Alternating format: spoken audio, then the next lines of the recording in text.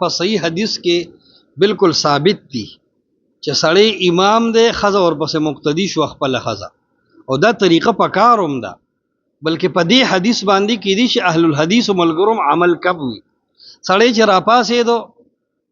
او غړې ته وکتل جمعات کې مونږ شوه دی، نو بیا معقول طریقه او صحیح طریقه هم دا ده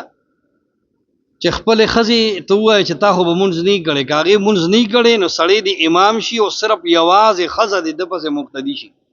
ها دومره فرق یاد ساته چې کله یو سړی وي او یو مقتدی وي، یعنی یو امام یو مقتدی وي، نو امام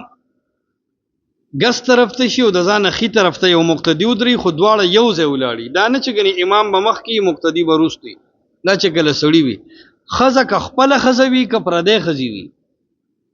خو خزه با د سړی سره جوخت نه ودرېږي او نه به خزه د سړو په صف کې ودرېږي. نو سړی د نیت وتړي الله اکبر دی کی خزه د مقتدی شي خو عادي شاته ودرېږي، او کنه ډيري لوريانی نو بیا دم شاته ودرېږي، ټولې د په صف کې ورپسې ودرېږي، امام سره به جوخت نه ودرېږي خپل خاوند سره. او کداسي چې الکان او جنکه ګډ وډي نو بیا طریقه دار چې د خزو صف بخا مخا ورستوي، نو ډومبه صف کې دی امام ودرېږي، نیت دی وتړي په خپل کور کې ځان له دې مونږ نه کوي. دا غلطه طریقه ده چې بس را پاسې مونږ ته شوی اوس بزان لوکم نه، د خپل بچو ته جمع پړاو کا کنه سړی به ودرېږي ورپسې به دوه څلور ماشومان الکان ودرېږي او د هغې نه شاته صف به د ښځو وي، د ښځو صف به شاته. او دلیل په هغه د مسلم حدیث دی د انس بن مالک رضی الله عنه چې موږ د الله نبی پس ودرېدو فقمت انا والیتیم، زه ودرېدم یو ماشوم مو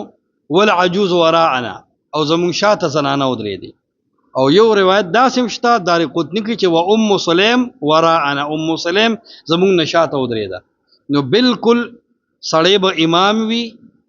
یو خزه ده او یو خاوند دی،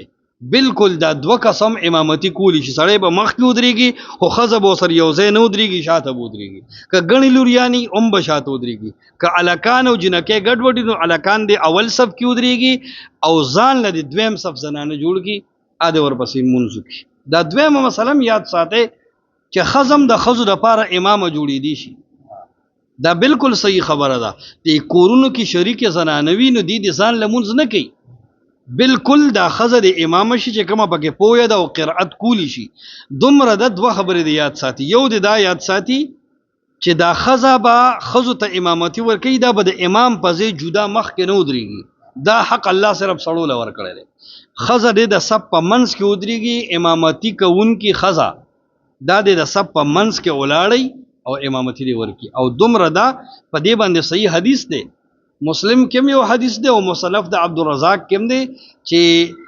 ام سلیم امامتي ورکړه فقامت وسطهن، او دا د امام په ځای نه ولاړه بلکې عام خزو سره مقتدیان او خزو سره په صف کې یو شان ولاړه او امام هم و. نو دا بالکل په صحیح حدیث کې ثابت دی خزه امام جوړې دي شي، که یو خزه ته امامتي ورکي، که دوه ته ورکي، که دریو ته ورکي،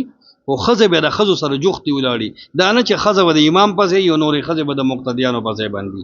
د دې خبرې هم ډېر زیات اهتمام پکار دی چې خزه ځان لمونځ نه کوي بلکې امامته سره د مونځ کوي.